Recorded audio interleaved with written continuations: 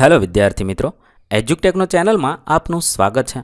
આજે આપણે શીખીશું ધોરણ 6 વિષય ગુજરાતી પાઠ 6 રાષ્ટ્રીય શાયર ઝવેરચંદ મેઘાણી. પાઠ 6ના સ્વાધ્યાયના પ્રશ્નોના જવાબની અહીં આપણે સમજ મેળવીશું. આ વિડીયોનો હેતુ વિદ્યાર્થીઓ માત્ર સરળતાથી સમજીને લખી શકે તે માટેનો છે. તેથી વિદ્યાર્થી મિત્રો દરેક પ્રશ્નોના જવાબ વિડીયોમાંથી જોઈને લખવાને બદલે વિચાર કરી તમારી જાતે જવાબ લખવા પણ જરૂરી છે. તો ચાલો શીખીએ ધોરણ 6 વિષય ગુજરાતી પાઠ 6 રાષ્ટ્રીય શાયર ઝવેરચંદ મેઘાણી.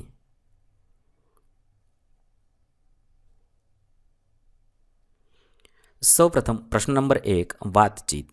સવાલ નંબર 1 કઈ વાત અથવા પ્રસંગ તમને ગમ્યા? કેમ? જવાબમાં લખી શકાય વાર્તા શોધતા મેઘાણી હતાશ થયા. ત્યાં ઢેલીબહેન મેરાણી મળ્યા. પોણી રાત જાગીને તેમણે મેઘાણીભાઈને ગીતો સંભળાવ્યા. મેઘાણીભાઈનો હાથ લખતો રહ્યો ને કાન સાંભળતા રહ્યા. ઢેલીબહેનના આતિથ્ય સત્કાર. પોતે હેઠે બેસવા ગયા તો મેઘાણીભાઈ બોલ્યા, હં તમે અહીં ઉપર બેસો, નહીતર હું નીચે બેસું.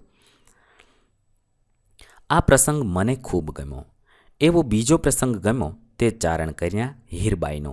એક પ્રસંગમાં ઢેલીબહેનનું આતિથ્ય અને મેઘાણીભાઈના માનવીય વિવેક, તો બીજામાં નાની ચારણ કન્યાનું કાઠિયાવાડી શૌર્ય. એ મને ખૂબ જ ગમ્યા. આવી રીતે તમને શું ગમ્યું તે અહીંયા લખવાનું છે. સવાલ નંબર 2 કવિ કે લેખક કોને કહેવાય? જવાબમાં લખી શકાય પોતાના ભાવ, વિચાર, સંવેદન કવિતા રૂપે રજૂ કરે તે કવિ અને ગદ્ય રૂપે લખીને એને કોઈ સ્વરૂપ આપે તો તે લેખક. દાખલા તરીકે વાર્તા, લોકકથા, જીવન ચરિત્ર વગેરે તેને લેખક કહેવાય. સવાલ નંબર 3 યાદ હોય તે કવિ અને લેખકોના નામ કહેવાના છે. હું અહીંયા કેટલાક કવિ અને લેખકોના નામ લખું છું. જો તમને અન્ય કોઈ કવિ અને લેખકના નામ યાદ હોય તો અહીંયા લખવાના છે. મારા પ્રિય લેખકોમાં જીવરામ જોશી, રમણલાલ સોની, હરીશ નાયક, યશવંત મહેતા, ઈશ્વર પરમાર વગેરે છે. અને મારા પ્રિય કવિઓમાં ત્રિભુવન વ્યાસ, સુરેશ દલાલ, રમેશ પારેખ, ચંદ્રકાંત શેઠ વગેરે છે. આવી રીતે તમને જે કવિ ગમતા હોય અને તેના નામ તમને યાદ હોય તે અહીંયા લખવાના છે. ત્યારબાદ સવાલ નંબર 4 તમને કવિ કે લેખક મળે તો તેમને કેવા પ્રશ્ન પૂછો? જવાબમાં લખીશું મને કવિ કે લેખક મળે તો મને ઘણા પ્રશ્નો પૂછવાનું મન થાય. જેવા કે તમને નવી કવિતા કે નવો લેખ લખવાનો વિચાર કેવી રીતે આવે છે? લખતી વખતે તમે શબ્દકોશ લઈને બેસો છો? તમને ભગવાન લખાવે છે? લખ્યા પછી તમે કેવો અનુભવ થાય છે? લખીને ફરી વાંચો છો? તમારા જેવું મારે લખવું હોય તો શું કરવું પડે? આવા બધા વિચારો આવે છે. ત્યારબાદ સવાલ નંબર 5 એવી કઈ વાતો છે જેના કારણે મેઘાણી કવિ અને લેખક બન્યા? જવાબમાં લખી શકાય બગસરાની મિડલ સ્કૂલમાં ભણતા હતા ત્યારે પ્રાર્થના બાળ મેઘાણી ગવડાવતા હતા. જૈનોની પાઠશાળામાં સ્તવનો પોતે ગાતા. 12 વર્ષની ઉંમરે એમણે એક કવિતા લખી અને એ કવિતા વિદ્યાર્થી સંઘ દ્વારા ધર્મગુરુની પ્રેરણાથી મહેમાનશ્રી આગળ રજૂ કરી. એ પછી એમને સાહિત્ય સર્જન માટેની અનુકૂળતા મળતી ગઈ. સવાલ નંબર 6 તમને કુદરતી જગ્યાઓમાં ફરવાના કયા અનુભવ છે? કુદરતી જગ્યાઓમાં ફરતા મને લાગ્યું કે આપણે કુદરતી જગ્યાઓને કુદરતી રહેવા દીધી નથી. આપણા સ્વાર્થ ખાતર સુંદર મજાના સ્થળોને ગંદા બનાવી મૂક્યા છે.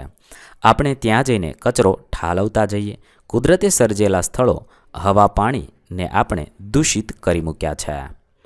સવાલ નંબર 7 તમને કે તમારા ભાઈ, બહેન અથવા મિત્રોને શું ભેગું કરવું ગમે? જેમ કે પીછા, છાપો, લખોટી, ગીતો, પથ્થર, શાયરી, ઢાંકણા, ટિકિટ વગેરે. તમે તે બધું કઈ રીતે એકઠું કરશો તે કહેવાનું છે. અહીંયા હું એક વિદ્યાર્થીની વાત લખું છું. તમારે તમને જે ગમતું હોય તે લખવાનું છે. મને પથ્થર તેમજ ટિકિટોનો સંગ્રહ કરવો ગમે છે. હું ખાસ કરીને દરિયા કિનારેથી કે નદી કિનારેથી પથરાળ પ્રદેશોમાંથી જુદા જુદા કેટલાક રંગીન તો કેટલાક પોચા પથ્થરો એકઠા કરું છું. પત્ર મૈત્રી દ્વારા મારા મિત્રોની સહાયથી જુદા જુદા સમયની ટિકિટોનો સંગ્રહ કરી સંગ્રહપોથી તૈયાર કરું છું. સવાલ નંબર 8 હજારો વર્ષની જૂની પંક્તિઓ ઝવેરચંદની જેમ ગાવાનો પ્રયત્ન કરવાનો છે. નોંધ હજારો વર્ષ જૂની અમારી પંક્તિઓ ગીત મેળવીને ઝવેરચંદ મેઘાણીએ જે રીતે ગાયું છે તે રીતે સાંભળીને ગાવાનો અહીંયા પ્રયત્ન કરવાનો છે. હજારો વર્ષ જૂની આ ઝવેરચંદ મેઘાણીનું ગીત છે તે તમે યુટ્યુબ પર કે તમારા શિક્ષકશ્રી કે તમારા વર્ગખંડમાં કોઈ વ્યક્તિને ગાતા આવડતું હોય તો તેની પાસેથી સાંભળી અને ગાઈ શકો છો અને ગાવાનો પ્રયત્ન કરવાનો છે. સવાલ નંબર 9. એવું મેઘાણીનું કયું કામ છે કે જેથી તમને શાબાશ ઝવેરચંદ કહેવાનું મન થાય? ઝવેરચંદ મેઘાણીના અનેક કામોમાંથી 2 કામો એવા છે કે જેથી મને શાબાશ ઝવેરચંદ કહેવાનું મન થાય. 1. લોક સાહિત્યના પ્રદાન સાથે ગાંધીજી જ્યારે ગોળમેજી પરિષદમાં લંડન જવાના હતા ત્યારે તેમણે ગાયેલું છેલ્લો કટોરો ઝેરનો આ પી જજો બાપુ. અને બીજું છે શૌર્ય, સમર્પણ, ત્યાગને સેવાના કાર્યો કરનાર રવિશંકર મહારાજની કથા માણસાઈના દીવા. આ 2 મને ખૂબ જ ગમે છે. પ્રશ્ન નંબર 2. એ સિંધુડો જપ્ત થયો બાળપણના સંગી હતા સુધીનો પાઠ મનમાં વાંચો. પાઠમાંના અર્થ પ્રમાણે નક્કી કરો કે વાક્ય સાચું છે કે ખોટું. તે પ્રમાણે વાક્યોની સામે ખરા કે ખોટાની નિશાની કરવાની છે. 1. સિંધુડોના કાવ્ય વાંચનાર અને સાંભળનારનો અંગ્રેજ સરકાર વિરુદ્ધ ગુસ્સો વધી જતો. આપેલું વાક્ય સાચું છે. 2. ઝવેરચંદ શરમાળ હતા પણ તેમને ઘણા મિત્રો હતા. આપેલું વાક્ય સાચું છે. 3. ઝવેરચંદ પહાડ, ઝરણા, વનરાજી વચ્ચે મોટા થયા. આપેલ વાક્ય સાચું છે. 4. પોતાની વાછરડીને સિંહથી બચાવનારી ચારણની છોકરીને જોઈને ઝવેરચંદે ચારણકન્યા ગીત રચ્યું.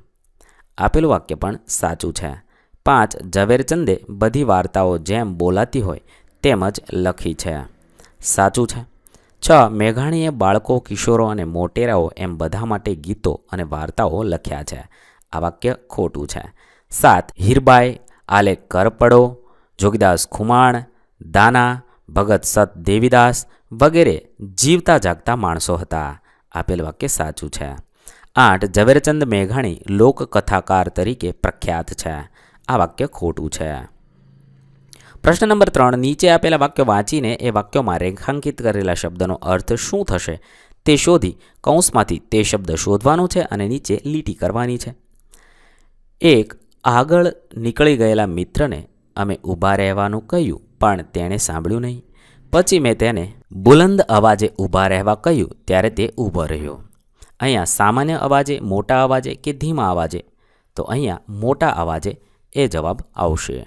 ત્યાર પછી બીજું, તે માણસ ધીમે ધીમે મોટો થતો ગયો. થોડી વારમાં તે વિકરાળ રાક્ષસ બની ગયો. અહીંયા વિકરાળનો અર્થ ભયાનક થશે. 3. ખમીરવંતો અભિમન્યુ એક પછી એક ચક્રવ્યૂહના કોઠા ભેદીને આગળ વધતો જતો હતો. અહીંયા ખમીરવંતોનો જોશીલો થશે. 4. ઝેન્સીને ભણી ગણીને શિક્ષિકા બનવાની આકાંક્ષા હતી. અહીંયા આકાંક્ષાનો મતલબ તીવ્ર ઈચ્છા થશે. 5. ચોર ચોર એમ હાકોટા સાંભળી આજુબાજુના લોકો લાકડીઓ સાથે બહાર આવી ગયા. અહીંયા હાકોટાનો મતલબ બૂમો થશે. આ રીતે તમે લખશો. ત્યારબાદ પ્રશ્ન નંબર 4. વાક્ય વાંચી આપેલ શબ્દના સાચા અર્થની સામે ખોટું કરો. સાચો અર્થ છે તેની સામે ખોટું કરવાનું છે. 1. રમતોત્સવ વખતે દોડનારા નામની બૂમો પાડીને બધા પોતપોતાના મિત્રને પાનો ચડાવે. અહીંયા છે પાનો ચડાવે એટલે પ્રોત્સાહન આપવું થશે. તો પ્રોત્સાહન આપવું એમ લખ્યું હોય તેની સામે ખોટાની નિશાની કરવાની છે. બીજું છે મગનભાઈએ ગાડી ખરીદવા બેંકમાંથી લોન લીધી. લોનના હપ્તા ન ભરાતા બેંકે તેમની ગાડી જપ્ત કરી. અહીંયા જપ્ત કરી તેનો મતલબ થાય છે બળજબરીથી લેવું. એટલે જ્યાં બળજબરીથી લેવું એમ લખ્યું છે તેના ઉપર આપણે ખોટાની નિશાની કરવાની છે. ત્રીજું છે મારા દાદીને ઘણી બધી વાર્તાઓ આવડે. રોજ રાત્રે એમને વાર્તાનો ખજાનો ખુલે અને એક પછી એક વાર્તાઓ બહાર આવતી જાય. અહીંયા ખજાનો ખુલે તેનો મતલબ થશે મૂલ્યવાન ભંડાર ખોલવો. તેથી આપણે જ્યાં મૂલ્યવાન ભંડાર ખોલવો એમ લખ્યું છે તેની ઉપર ખોટાની નિશાની કરવાની છે. ચોથું છે અભિમન્યુની વાર્તા વાંચી અમારી આંખમાં પાણી આવી ગયું. અહીંયા પાણી આવી ગયું તો એનો મતલબ થાય આંસુ નીકળી જવા. તો અહીંયા આંસુ નીકળી જવા એ તેનો સાચો અર્થ છે તેની સામે ખોટાની નિશાની કરવાની છે. આવી રીતે તમારે જેનો અર્થ સાચો થતો હોય તેની સામે ખોટાની નિશાની કરવાની છે. પ્રશ્ન નંબર 5. પ્રશ્નોના જવાબ આપો. સવાલ નંબર 1. મેઘાણીને કયા કયા ઉપનામ મળ્યા હતા? જવાબમાં લખીશું મેઘાણીને પહાડનું બાળક, વિલાપી, જનક રાજા તેમજ રાષ્ટ્રીય શાયર ઉપનામ મળ્યા હતા. સવાલ નંબર 2. લોકસાહિત્ય એકઠું કરવામાં મેઘાણીને કઈ કઈ તકલીફો પડી હતી? જવાબમાં લખીશું, લોકસાહિત્ય એકઠું કરવામાં મેઘાણીને આ પ્રમાણે તકલીફો પડી હતી. એ વખતે વાહન વ્યવહારની પૂરતી સગવડ નહોતી. ગામડે ગામડે ઘોડા કે ઊંટ પર બેસીને ફરીને કથાઓ ગીતો એકઠા કરવાનું કામ મુશ્કેલ હતું. ભોજન વગેરેની સગવડ પણ મળતી નહોતી. રેકોર્ડિંગની સગવડ નહોતી. લોકો પાસેથી માહિતી ન મળે તો ફેરો પડતો હતો. સવાલ નંબર 3, ઝવેરચંદ પોતાને પહાડનું બાળક કેમ માનતા હતા? જવાબમાં લખીશું, ઝવેરચંદ પહાડ અને પથ્થરો વચ્ચે ઉછર્યા. જમાદાર પિતાની બદલીઓ ડુંગરાળ પ્રદેશોમાં થતી, એટલે એમને ખેતર, પાદર, નદી, પર્વત સાથે દોસ્તી થતી રહી. પહાડ ભેદનતી નદીઓ, એના ઊંડા ધરા ને ડુંગરની વખોલો તેમના બાળપણના સંગી હતા. તેથી ઝવેરચંદ પોતાને પહાડનું બાળક માનતા હતા. સવાલ નંબર 4, ઝવેરચંદ વેકેશનમાં લાખાપાદર શા માટે પહોંચી જતા? જવાબમાં લખીશું, જેમ ગાય વાછરુંને ખેંચે એમ લાખાપાદર થાણું એની ઊંચી ભેખડો, વસમો વાંકળો, ઘૂમટો તાણીને વહેતી ગોમુખી ગંગા, ડુંગરની બખોલો ને પહાડ ભેદનતી નદીઓના ધરા ઝવેરચંદને ખેંચતા હતા. બાળપણના એ સંગીને મળવા વેકેશનમાં ઝવેરચંદ લાખાપાદર પહોંચી જતા. સવાલ નંબર 5, વેણીના ફૂલ અને કિલ્લોલ પુસ્તકો કેમ ગમી જાય એવા છે? જવાબમાં લખીશું, વેણીના ફૂલ અને કિલ્લોલ પુસ્તકોમાં ઝવેરચંદ મેઘાણીએ બાળકો અને કિશોરો માટે લખેલા સુંદર ગીતો આપેલા છે. આ ગીતો સૌને ગમી જાય એવા છે. ત્યારબાદ પ્રશ્ન નંબર 6, કારણ લખો. ઉદાહરણ આપેલું છે. ઉમાશંકર જોશીએ ઝવેરચંદને લોકસાહિત્યવાળો કયા કરતા હતા? કારણ કે તેમણે લોકસાહિત્યને શોધી શોધી નોંધવાનું, લોકોની જબાન પરથી કાગળ પર ઉતારવાનું અને લોકસાહિત્યને આખા ગુજરાતમાં ફેલાવવાનું કામ કરેલું. ત્યારબાદ સવાલ નંબર 1, સિંધુડોના સર્જકને 2 વર્ષની સજા ફટકારવામાં આવી. કારણ કે રાજ અંગ્રેજોનું હતું. એમની સામેના સત્યાગ્રહ આંદોલનના ભાગરૂપે સિંધુડોના શૌર્ય જગાડનારા કાવ્યોએ અને એના સર્જકે લોકોમાં અહિંસક યુદ્ધની આગ ઊભી કરી. એ વધુ ન ફેલાય એ માટે અંગ્રેજ સરકારે રાજદ્રોહના આરોપસર સિંધુડોના સર્જકને 2 વર્ષની સજા ફટકારવામાં આવી હતી. સવાલ નંબર 2, ઝવેરચંદનો કાવ્ય રચવાનો શોખ વધતો જતો હતો. કારણ કે ઝવેરચંદને ગાવા ગવડાવવાનો શોખ હતો. બગસરાની મિડલ સ્કૂલમાં એ પ્રાર્થના ગવડાવે ને જૈનોની પાઠશાળામાં સ્તવનો ગાય. જૈન ધર્મગુરુ પાસે એક શેઠ આવેલા. મેઘાણીએ એક પદ્યરચના કરી ને વિદ્યાર્થી સંઘે તે ગાય. બસ ત્યારથી ઝવેરચંદનો કાવ્યરચનાનો શોખ વધતો ગયો હતો. સવાલ નંબર 3, ઝવેરચંદના મિત્રોએ તેમને વિલાપી નામ આપ્યું. કારણ કે ઝવેરચંદ અમરેલીની હાઈસ્કૂલમાં ભણતા હતા. ત્યારે એને કલાપીના કાવ્યોનો પરિચય થયો. કલાપીના કાવ્યો ઝવેરચંદ એટલી દર્દભરી રીતે ગાતા કે મિત્રોએ એમને વિલાપીના નામ આપ્યું ને તેમને પણ વિલાપી ઉપનામ સ્વીકારી લીધું. સવાલ નંબર 4, કોલેજમાં ઝવેરચંદ તરફ સૌનું ધ્યાન ખેંચાતું. કારણ કે કોલેજમાં બેઠી દડીનું શરીર, ભીનો વાન અને ભિન્ન પોશાક, ટચાક જેવી મોટી ઊંડું નિહાળતી કોઈ ગંભીર વિચાર કરતી આંખો, ગુચ્છળિયાળા વાળ અને મર્દાનગી ભરી ચાલથી ઝવેરચંદ તરફ સૌનું ધ્યાન ખેંચાતું હતું.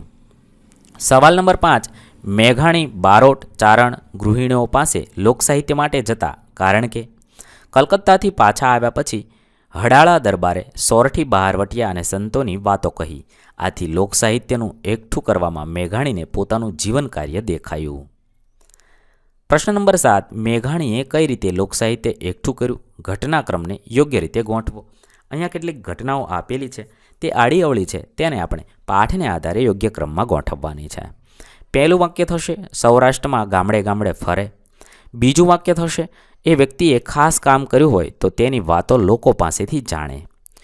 ત્રીજું વાક્ય થશે, જેને ગીત યાદ હોય તે બોલે અને મેઘાણી તે લખે. ચોથું વાક્ય થશે, લોકો વાત કરે અને તે નોંધ લે. પાંચમું વાક્ય થશે, ઘરે પહોંચીને લખાણ સરખું કરે અને લોકોને ગમે તે રીતે સુધારા કરે. છઠ્ઠું વાક્ય થશે, મળેલી વાત પરથી વાર્તા બનાવે. અને સાતમું વાક્ય થશે, આવા ગીત અને વાર્તાઓ ભેગા થાય એટલે તેની ચોપડી છપાવે.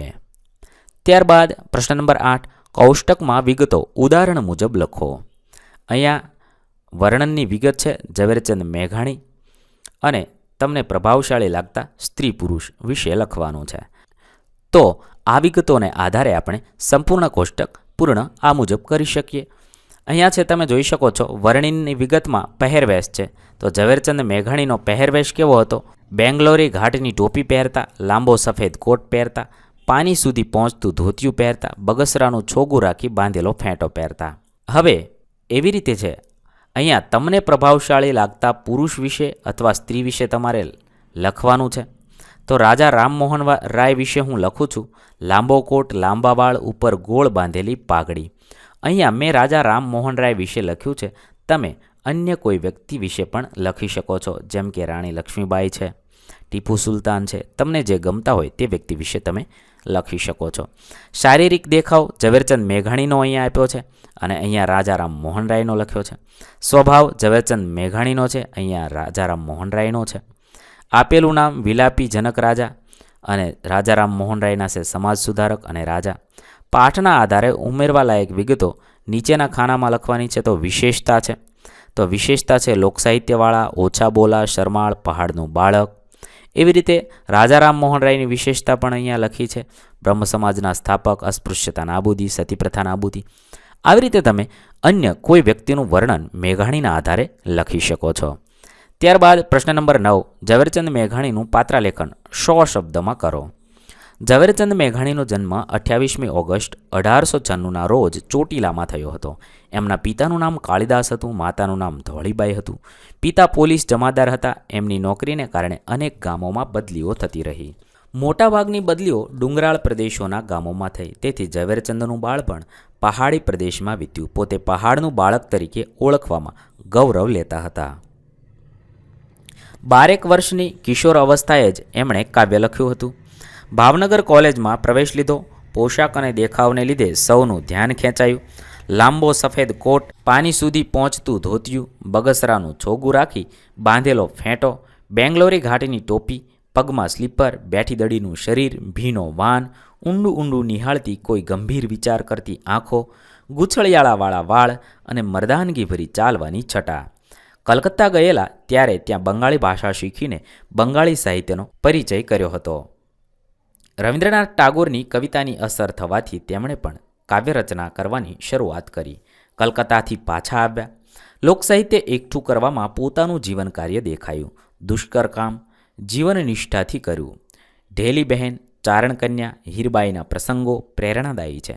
એ સિવાય જટો હલકારો, કાનિયો ઝાંપડો ને આપા શાદુળ, જોગીદાસ ખુમાણ, આપો રતો, દાના ભગત, સંત દેવીદાસ, કેટલાક ખમીરવંતા પાત્રો એમની કલમે અવતાર પામ્યા, જેમાં સૌરાષ્ટ્રની રસધાર એક અનોખો કથા સંગ્રહ છે. આવા હતા આપણા રાષ્ટ્રીય શાયર ઝવેરચંદ મેઘાણી. પ્રશ્ન નંબર 10, તમારા વિસ્તારમાં બોલાતા તળપદા શબ્દોનો ઉપયોગ કરી વાક્ય બનાવવાના છે. જેમ કે ક્યાં, ચ્યાં, ખેતર, સેતર, નિશાળ, નેહાર, રકાબી, અડાળી. આવી રીતે તમારે તળપદા શબ્દોને આધારે વાક્ય બનાવવાના છે. અહીંયા છે કેટલાક તળપદા શબ્દ આપ્યા છે અને તેના આધારે વાક્ય બનાવેલા છે. તમારે તમારા વિસ્તારમાં સાંભળવા મળતા તળપદા શબ્દો અને તેના આધારે વાક્ય બનાવવાના છે. ભાતું તો ભોજન, વરતવું તો ઓળખવું, ભો તો ભય, ઈવો તો તેવો, લાક તો મરોડ, ઈવડા તો એવડા, ઓમ તો આમ, હેઠે તો નીચે. આવી રીતે અહીંયા તળપદા શબ્દ આપ્યા છે. તેના આધારે વાક્ય પણ બનાવ્યા છે. ચારના ચ્યાં જતા, એટલે એનો મતલબ થાય છે ક્યારના ક્યાં ગયા હતા. હું તો નહીં આવું, એનો અર્થ થાય છે હું તો નહીં આવું. આવી રીતે તમારે તમને મનગમતા કોઈ પણ 5 વાક્ય બનાવવાના છે. ત્યારબાદ પ્રશ્ન નંબર 11, કૌંસમાં આપેલા શબ્દોમાંથી ગદ્યખંડમાં યોગ્ય શબ્દ ગોઠવો. અહીંયા કૌંસમાં કેટલાક શબ્દ આપેલા છે, તે તમારે આપેલા ફકરામાં લખવાના છે. અમે બધા મિત્રના નેસમાં બેઠા હતા. સૂર્ય હજુ હમણાં જ આથમેલો. રોળકોળ હોવાથી હજી અંધારું ઉતર્યું નહોતું. તેવામાં હોંકારા સંભળાયા. અમે બધા લાકડીઓ લઈને અવાજની દિશામાં ધસી ગયા. પહોંચતા જોયું કે સિંહે ગાયનો વોકડીનો શિકાર કરેલો અને એક ચારણ છોકરી ડાંગ લઈને સાવજની સામે થયેલી. આવી રીતે તમે યોગ્ય જગ્યાએ યોગ્ય શબ્દ મૂકી ખાલી જગ્યા પૂર્ણ કરશો. અહીં આપણા પાઠ 6ના પ્રશ્નોના જવાબ પૂર્ણ થશે.